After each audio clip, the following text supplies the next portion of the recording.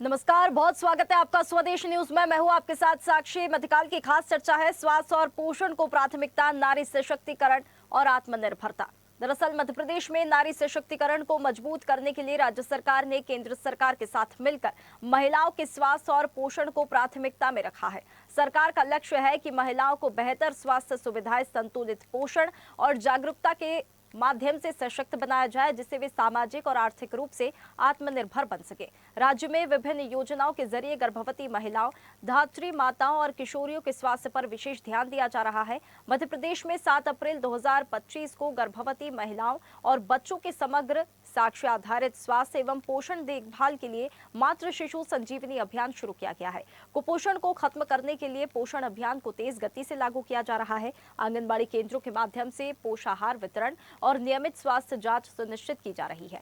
केंद्र और राज्य सरकार की संयुक्त पहल से महिलाओं को आयरन, फोलिक एसिड, टीकाकरण और प्रसव पूर्व और प्रसव बाद देखभाल की सुविधाएं उपलब्ध कराई जा रही है। इसके साथ ही ग्रामीण और दूरस्थ क्षेत्रों में स्वास्थ्य सुविधाओं और स्वास्थ्य सेवाओं की पहुंच बढ़ाने पर जोर दिया जा रहा है। सरकार का फोकस कुपोषण मुक्त मध्य प्रदेश का लक्ष्य, मातृ एवं शिशु मृत्यु दर में कमी, महिलाओं में स्वास्थ्य के प्रति जागरूकता बढ़ाना, आत्मनिर्भरता के लिए पोषण और स्वास्थ्य को आधारित बनाना। जाहिर है कि मध्य प्रदेश सरकार केंद्र सरकार के साथ मिलकर नारी सशक्तिकरण के लिए महिलाओं के स्वास्थ्य और पोषण, शिक्षा और कौशल, वित्तीय समावेशन, गरिमामय जीवन के साथ ही सुरक्षा जैसे क्षेत्रों में लक्षित सरकारी पहले समन्वित रूप से कार्य कर वास्तविक परिवर्तन ला रही है, जिससे प्रदेश में नारी सशक्तिकरण को नई दिशा मिल रही है, जहां स्वास्थ्य और पोषण को विकास की मजबूत नींव बताया जा रहा है। आपको बता दें कि मध्य प्रदेश में कुपोषण के खिलाफ जंग को और तेज करने के लिए 9 से 23 अप्रैल तक 8वां पोषण पखवाड़ा मनाया जाएगा। इसी दौरान महिलाओं, बच्चों और किशोरियों के स्वास्थ्य और पोषण को लेकर व्यापक जागरूकता अभियान चलाया जाएगा। तो देखिए, स्वास्थ्य और पोषण को प्राथमिकता दी जा रही है। नारी सशक्तिकरण और नारियों की आत्मनिर्भरता की तरफ जो मध्य प्रदेश सरकार का ये जो लक्ष्य देखने के लिए मिल रहा है, उनकी जो मंशा देखने के लिए मिल रही है, वो बहुत पॉजिटिव है। और जो जितनी भी उसे लेकर योजनाएं यहाँ पर बनाई जा रही है, वो उसका क्रियान्वयन कितना हो रहा है, वो भी आज देखने की जरूरत है। और इस पर आज हम खास चर्चा करेंगे। कुछ मेहमान हमारे साथ जुड़ गए हैं। डॉक्टर कामिनी सोनी, प्रोफेसर खुशीलाल महाविद्यालय, कुछ ही देर में हमारे साथ जुड़ेंगे। बहुत स्वागत है कामिनी जी का। मीता वाधवा, सामाजिक कार्यकर्ता, हमारे साथ जुड़ गई है। बहुत स्वागत है मीता जी आपका हमारे साथ जुड़ने के लिए। और के एस शाइनी, वरिष्ठ पत्रकार, कुछ ही देर में हमारे साथ जुड़ेंगे, उनका भी बहुत स्वागत है। मीता जी, देखिए, सबसे पहले चर्चा की शुरुआत आपसे करना चाहेंगे। कुपोषण मुक्त मध्य प्रदेश की बात हो रही है, नारी सशक्तिकरण की बात हो रही है और नारी के स्वास्थ्य को लेकर बात हो रही है। जो भी यहाँ पर योजना बनाई जा रही है, जो भी लक्ष्य है सरकार का, आप ग्राउंड पर काम करती है, महिलाओं से आप बातचीत करती है, क्या लगता है किस प्रकार से कुछ चेंजेस वाकई में आ रहे हैं, या इस प्रकार की अगर कुछ मंशा लेकर सरकार चल रही है तो कुछ और पॉजिटिव चेंजेस देखने के लिए मिल रहे हैं, या और भी क्या चीजें हैं जो भी चेंज होनी चाहिए? महिलाओं के लिए, जैसे कि अभी आपने बोला कि नारी के लिए बहुत सारे काम हो रहे हैं और बहुत सारे स्कीम्स हैं। सेंट्रल से काफी सालों से ये स्कीम्स चलते आ रहे हैं। पहले भी मैंने बोला, अभी भी मैं यही बोलूंगी कि ग्राउंड लेवल पर आते आते उस स्कीम की जो अहमियत है वो उतनी रह जाती है, लेकिन काम उसमें नहीं हो पाता है। चेंजेस दिखे हैं, लेकिन जो चेंज जिस शक्ति के साथ और जिस प्रेशर के साथ चीजों को हम इम्प्लीमेंट करने की बात कर रहे हैं, उसमें अभी भी बहुत बड़ा गैप है। बहुत बड़ा नहीं, बहुत ही ज्यादा बड़ा गैप है। बहुत छोटी छोटी चीजें हैं। स्कूलों में आज भी टॉयलेट्स नहीं हैं। जो हम कुपोषण की बात कर रहे हैं, हर मंगलवार को आंगनवाड़ी में ये जो पोषण आहार जाता है, वो आज से नहीं, काफी टाइम से जा रहा है और बहुत बढ़िया जा रहा है। लेकिन अभी भी जो कुपोषित बच्चे हैं, माताओं पे काम हो रहा है, बच्चे जो है वो अभी भी कुपोषित बच्चे हैं। जो परसेंटेज है, हम उसमें अभी भी काफी 1 से 7 के बीच में ही आ रहे हैं। गर्भवती महिलाओं की हालत सिर्फ इसीलिए खराब है कि जो हमारे हॉस्पिटल्स हैं, जो हमारे सरकारी हॉस्पिटल्स हैं, उनकी हालत इतनी खराब है कि जो महिला की परेशानी होती है उसके लिए वो डॉक्टर तक पहुंचे तो डॉक्टर वहां नहीं मिलते। तो ग्राउंड रियलिटी ये है कि जो भी स्कीम्स आ रही हैं, उन स्कीम्स को ग्राउंड रियलिटी से अगर हम कनेक्ट करते हैं तो बहुत बड़ा गैप है। मैंने एक पहले भी बात कही थी, जो मैं आज फिर से दोहराऊंगी, कि क्यों ना हम कॉलेज के बच्चों के साथ इसका एक गुड गवर्नेंस का मॉडल अपनाएं और एक बार समझे कि ग्राउंड तक आते आते चीजें इंप्लीमेंट क्यों नहीं हो पाती है, क्यों हम हमेशा इंतजार करते हैं कि कोई बड़े मंत्री या कोई बड़े पद के वहां पे पहुंचेंगे तो हम उस जगह को दुरुस्त करेंगे। तो गैप अभी भी है और ये सच्चाई है। नहीं मीता जी, कॉलेज में अगर बच्चों को, महिलाओं को, लड़कियों को वहाँ पर जागरूक किया जाएगा, अगर हम छोटे कस्बे या गांव की बात करें तो फिर वहाँ पे बहुत बड़ा चैलेंज आ जाता है, क्योंकि हमने देखा है कि वहाँ की महिलाएं जो है वो कम पढ़ी लिखी होती है, तो उनमें जागरूकता कम होती है। फिर वहाँ तक जो है पहुँच कैसे बनाएंगे, सरकार वहाँ तक पहुँच कैसे बनाए फिर? नहीं देखिए, ये बिल्कुल सही पॉइंट बोला आपने। कॉलेज के बच्चों को आज के डेट में सभी स्ट्रीम में 90 डेज, 60 डेज से लेके 90 डेज की उनकी इंटर्नशिप होती है, और हमने ये काम खुद किया हुआ है। उस इंटर्नशिप के जरिए वो बच्चों को आप प्लीज आंगनवाड़ियों से कनेक्ट करिए, क्योंकि आंगनवाड़ी एक ऐसी चीज है जहाँ पे महिलाएं कवर हो जाती हैं, बच्चे कवर हो जाते हैं, और जो लाडली लक्ष्मी है, मतलब वो सारी स्कीम्स को लेकर सारे कवरेज वो आंगनवाड़ी में हो जाता है। स्टूडेंट्स के लिए भी एक मौका रहेगा कि वो ग्राउंड पे आके अपने अवेयरनेस को अपने तरफ से खुद जाके उनसे बात करें, वहां पे एक्चुअली क्या हो रहा है और कहाँ पे गैप है। क्योंकि कई बार टीम के कम होने के कारण, क्योंकि अगर आप हर आंगनवाड़ी में जाएंगे वहां पे स्टाफ जो है उनके लिए कई बार काम के कारण वो समय नहीं निकाल पाते हैं, तो जो वहां पहुंचा वहां तक तो फैसिलिटी चली गई, जो नहीं पहुंचा नहीं गई। तो अब उस एरिया में जाके जब स्टूडेंट खुद उस स्लम एरिया में जाएगा और स्टूडेंट खुद जाके वहां पे उस बेनिफिट्स की बात करेगा तो लोग आएंगे, बहुत बड़ा एक एग्जाम्पल सेट होगा। क्योंकि अब आने वाले 2-2.5 साल में मेरे ख्याल से हमें गुड गवर्नेंस पे काम करना बहुत ज्यादा जरूरी है। अगर हम यही सोचते रहे कि बहुत अच्छे स्कीम्स हैं, नो डाउट स्कीम्स बहुत अच्छे हैं, वो सेंट्रल से हमारे मतलब हमारे स्टेट तक आते हैं, लेकिन स्टेट से जब वो रीजन और डिवीजन की बात करते हैं, जब हम एक एक आंगनवाड़ी की बात करते हैं, वहां जाते जाते चीजें डाइल्यूट हो जाती हैं। बिल्कुल बिल्कुल। हमारे साथ वरिष्ठ पत्रकार के एस शाइनी हमारे साथ जुड़ गई है। शाइनी जी, क्या आप मुझे सुन पा रही हैं? शाइनी जी, महिलाओं के सशक्तिकरण को लेकर बात कर रहे हैं और इस बार बात उनके स्वास्थ्य को लेकर भी हो रही है। अब चाहे महिलाओं की हो, गर्भवती महिलाओं की बात हो, किशोरियों की बात हो, जो भी योजना है, जिस प्रकार से मीता जी ने भी बोला है कि स्कीम जितनी भी है वो सारी बहुत अच्छी है, लेकिन जैसे ही ग्राउंड लेवल की हम बात करते हैं तो वहाँ के जो जितनी अच्छी वो स्कीम होती है ना, उतने अच्छे प्रभाव, रिजल्ट देखने के लिए मिलते नहीं है। आप भी काफी लंबे समय से इसे लेकर काम कर रही है, आप महिलाओं से बात करती होंगी, क्या कुछ चेंजेस देखने के लिए मिले हैं? वाकई में महिलाओं में कुछ चेंजेस सशक्तिकरण को लेकर देखने के लिए मिले और स्वास्थ्य को लेकर भी?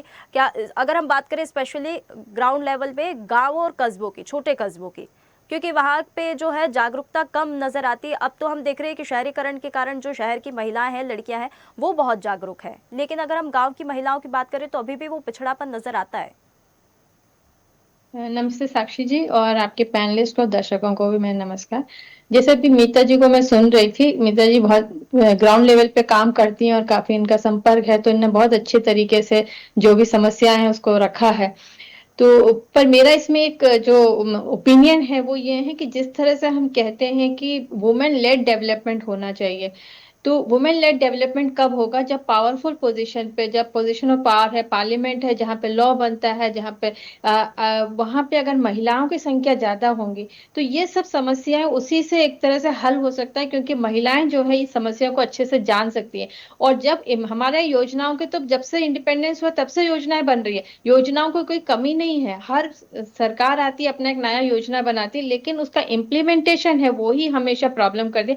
कहीं करप्शन आ जाता है, कहीं पे एक तरह से लापरवाही होती है, बहुत ज्यादा लूप होल्स हैं, और हमारी जनसंख्या इतना ज्यादा है तो इस सब के ऊपर मॉनिटरिंग करना मुश्किल हो जाता है। तो जब हम ये बात करते हैं कि महिलाओं को एजुकेशन है, महिलाओं का हेल्थ है, बच्चियों की पढ़ाई है, उनका सुरक्षा है, ये सब चीजों को जब हम देखते हैं तो मुझे लगता है सबसे महत्वपूर्ण इसमें जो एक तरह से पाथवे होगा वो होगा जब महिलाएं जो अपने हाथ में पावर वाले पोजीशन को लेंगी, और वहां से जब चीजें चेंज, जो ऊपर को चेंज होता है तो डायरेक्ट वो पर्कुलेट नीचे तक होता है। तो और ये तब हो सकता है जब महिलाओं को भी ये रेस्पॉन्सिबिलिटी लेनी होगी कि हमारी जिम्मेदारी है ये, और हमें अपनी जिम्मेदारी को निभाने, सोशल रेस्पॉन्सिबिलिटी जो है वो भी उनको लेना होगा, और इस इस तरफ उनको मतलब एजुकेट भी करना होगा कि किस तरह से वो अपने सोशल रिस्पॉन्सिबिलिटी को कम, जिस तरह से वो अपने घर की रिस्पॉन्सिबिलिटी को एक तरह से निर्वहन करती हैं, बहुत एफिशिएंटली करती हैं, लेकिन जब सोशल रिस्पॉन्सिबिलिटी की बात आती है तो वहीं पे महिलाओं को लगता है कि नहीं, ये मेरा काम नहीं है, मेरे को अपना परिवार देखना, वो मेरे लिए सबसे इम्पोर्टेंट है। लेकिन वो परिवार तभी अच्छे से जा पाएगा जब वो सोसाइटी को अपना समय देंगे और उसको उद्धार करेंगे, तो निश्चित तौर पे उनकी बेटियां, उनकी बहनें को उसका लाभ मिलेगा। तो ये जो है एक तरह का सोशल रिस्पॉन्सिबिलिटी किस तरह से आपको निभाना है, उसका भी एक एजुकेशन देना बहुत जरूरी है, क्योंकि आज हम जो है हम एक अपने आप को एक दायरे में बांध लेते हैं कि बिल्कुल हमारी रिस्पॉन्सिबिलिटी यहीं तक है। तो बिल्कुल ये दोनों चीजों आपने की जो बात मुझे कही लगता वो है कि वाकई में नजर है। बहुत अच्छी बात है कि ऊपर लेवल पर अगर महिलाओं को पहुंचाएंगे तो नीचे जो है उनका असर भी देखने के लिए मिलेगा। आज आज ही एक वीडियो हमने भी देखा है, प्रधानमंत्री नरेंद्र मोदी ने सोशल मीडिया के जरिए एक वीडियो संदेश उन्होंने भेजा है कि अब पार्लियामेंट तक भी महिलाओं को लाने की बात की जा रही है, सशक्तिकरण महिलाओं के को लेकर बात की जा रही है, क्योंकि महिलाएं जो है वाकई में अपनी जो जिम्मेदारी होती है वो इतने सिस्टमेटिकली मैनेज वो करती हैं कि मतलब लिमिट कर दिया गया है, उनकी जो रिस्पॉन्सिबिलिटीज है, जो जिम्मेदारी है, उनके अंदर की जो कला है, उनको एकदम लिमिटेड कर दिया है। तो कभी महिलाएं मतलब उन्हें भी ऐसा लगता है कि हम सिर्फ यहीं तक है, इसके आगे नहीं है, लेकिन अब सोचना पड़ेगा, वो बढ़ानी पड़ेगी जब तक महिलाएं खुद, और महिलाओं को खुद आगे आना पड़ेगा, मेरा ऐसा मानना है। मीता जी जी। बिल्कुल साक्षी। जी जी जी। बिल्कुल सही बात है। एक मतलब महिलाएं खुद आगे बढ़े। जैसे अगर आज हमारे मेरे घर के पास में एक आंगनवाड़ी है, मैं जा रही हूँ, मेरी साथ वाली जा रही है और मुझे पता चल रहा है, तो हमें उन्हीं महिलाओं को बोलना पड़ेगा कि आप अपने साथ की महिलाओं को भी लेकर आइए। देखिए, बेनिफिशियरीज जब तक पहुंचेंगे नहीं वहां तक, तब तक बेनिफिशियरीज को बेनिफिट नहीं मिल पाएगा। स्कीम्स तो बहुत अच्छी है, नो डाउट। इसमें हर लेवल की, मैं एक बहुत छोटी सी चीज आपसे बोलूंगी कि मैं मेंस्ट्रुअल हाइजीन की अगर मैं बात करती हूँ आज के डेट में, आप बताइए मुझे कि कितने स्कूल में सैनिटरी पैड के डिस्पेंसर्स लगे हुए हैं।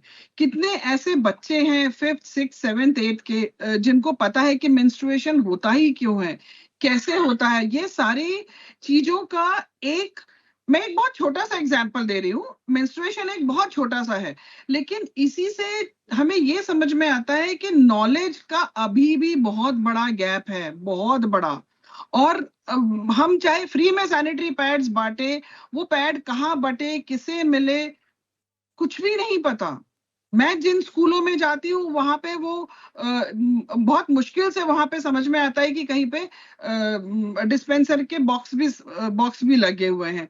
वो अपने जो भी उनको पैसे मिलते हैं उस हिसाब से वो अपने पैड्स खरीदते हैं और उसी को ही कंज्यूम करते हैं।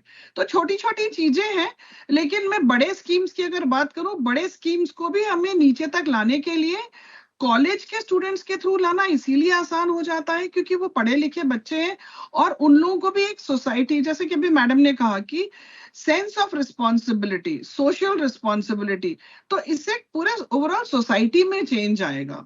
और उनको मोटिवेशन इसलिए रहेगा क्योंकि उनके कॉलेज से डायरेक्टली उनको रिस्पॉन्सिबिलिटी दी जाएगी काम करने के लिए।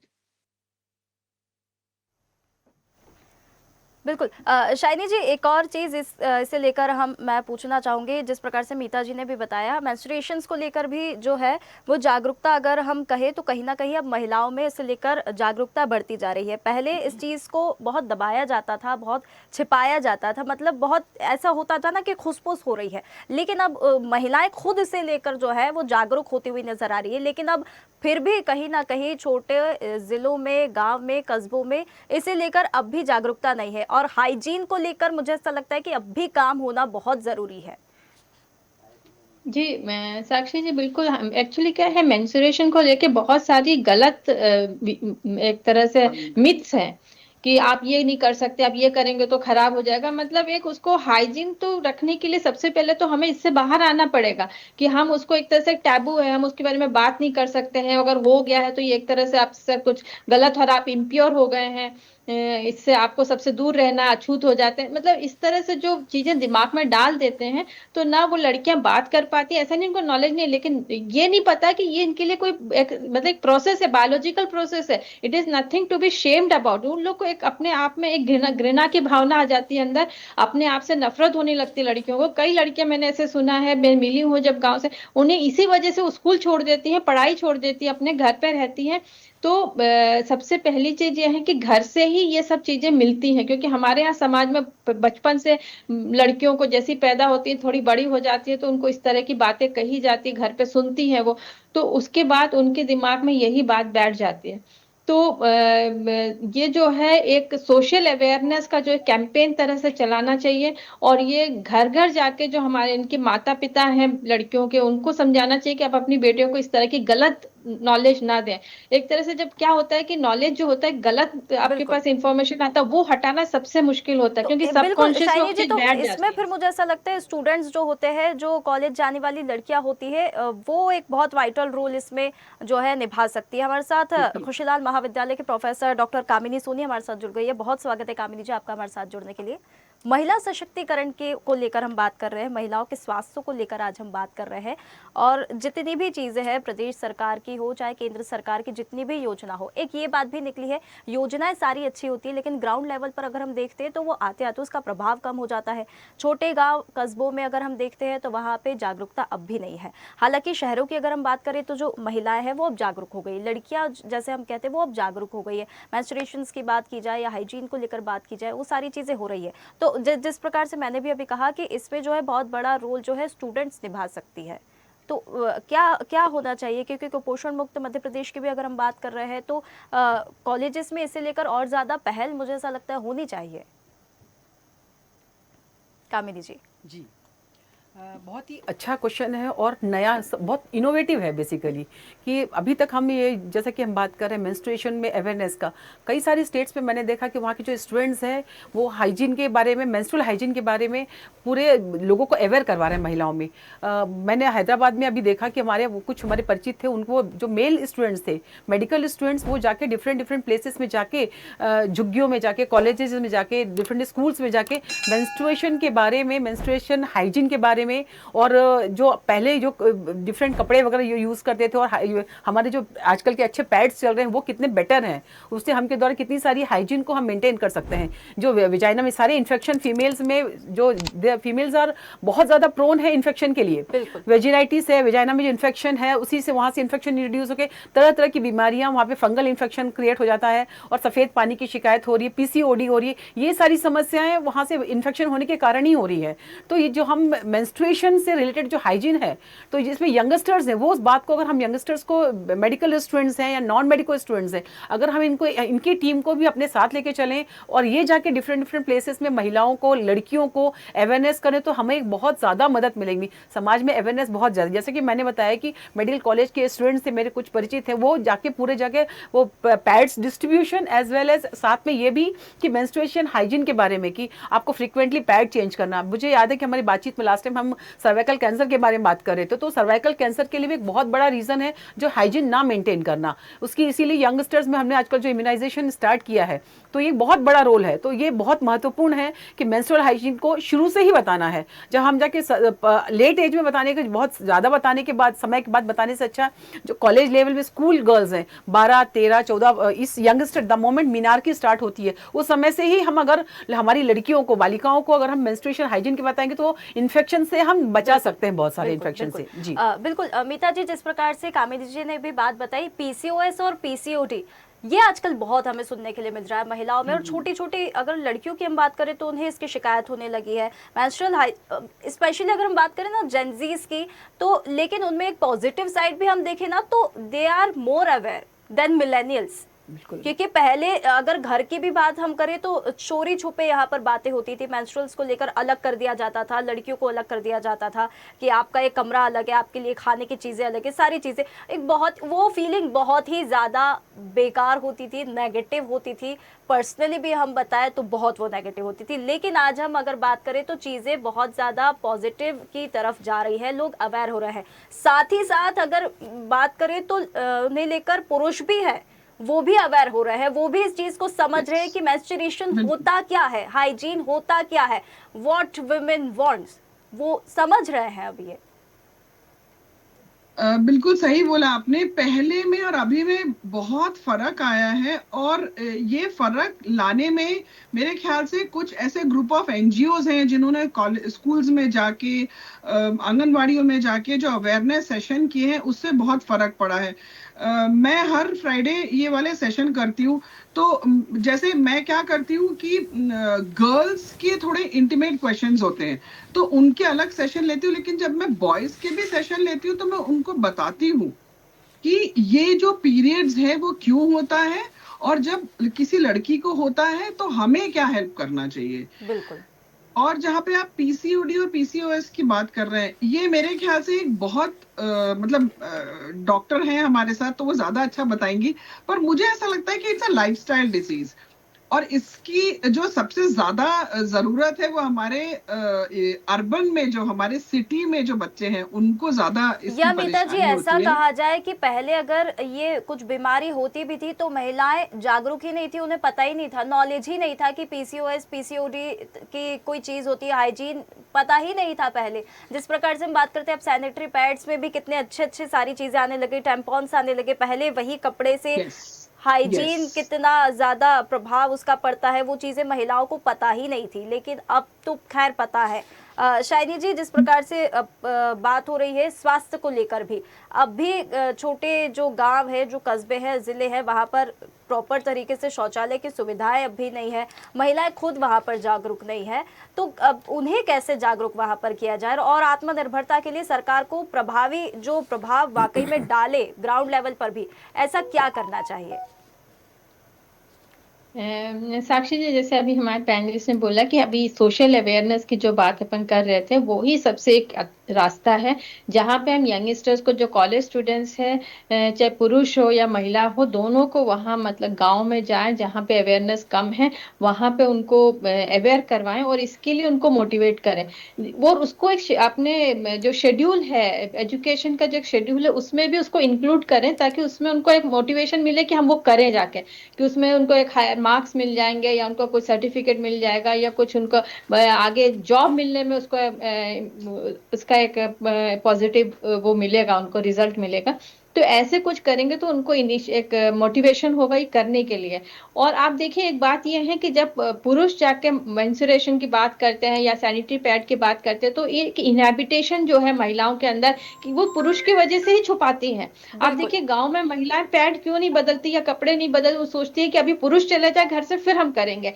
हाँ, पुरुष को नहीं दिखना चाहिए, सब चीज छुपा के करती हैं। तो जब पुरुष जाके इस चीजों के बारे में बात करेंगे, उनसे उनको एक गाइड करेंगे, तो फिर वो एक इनहैबिटेशन जो है वो हट जाएगा और महिलाएं ज्यादा स्वतंत्र होकर, ज्यादा खुल के इस सब चीजों को, अपने स्वास्थ्य के प्रति अवेयर होंगी और स्वास्थ्य के प्रति। और एक और चीज मैं जो देखती हूँ कि वो परिवार के इतना डेडिकेट हो जाते हैं कि अपने खुद के जो हेल्थ है, आप उनको चाहे कितना समझा दो, ये बोलो कि आप हमें, तो अपनी हेल्थ को केयर नहीं करती हैं, बाकी पूरे परिवार के हेल्थ ये को एक बहुत केयर बड़ा करेंगे। हर चीज के लिए महिलाओं के लिए ड्रॉबैक यहाँ पर नजर आता है। एक छोटा सा सवाल मैं करना चाहूंगी कामिनी जी आपसे, पीसीओएस और पीसीओडी की बात यहाँ पर हो रही थी, इसकी शिकायत आजकल क्यों ज्यादा होने लगी है, और जो कॉलेजेस के जो स्टूडेंट्स होती है उनकी तरफ से अब क्या उन्हें कैंपेन चलाना चाहिए? क्योंकि अगर सेम एज के अगर लड़कियां हैं वो गांव में जाके अगर कैंपेन चलाएंगी, चीजों को समझाएंगे, तो बहुत अच्छे से वहाँ पे कम्युनिकेशन भी बेहतर होगा।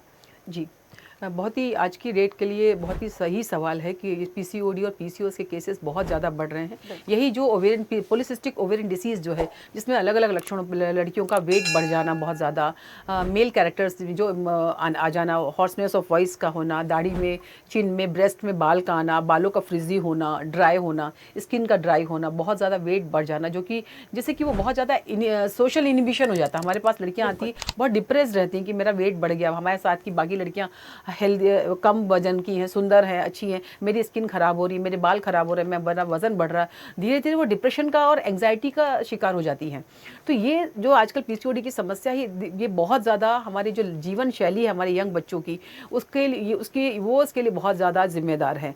समय पे सोना नहीं, समय पे बहुत रात तक जागना है, और रात में जब बहुत जागते रहते हैं तो बहुत सारा जंक फूड खाना है, जो अलग बहुत ज़्यादा कार्बोहाइड्रेट वाली डाइट का खाना बहुत ज़्यादा खाते हैं बच्चे, और पेप्सी कोला इनका बहुत ज़्यादा प्रयोग करना, तो इन सारी चीज़ों से और इस सब के साथ ही जो हमारा विषय चल रहा है मेंस्ट्रुएशन में, तो फ्रीक्वेंटली पैड्स का चेंज करना, वेजाइनल हाइजीन, वेजाइना को रेगुलरली क्लीन करना।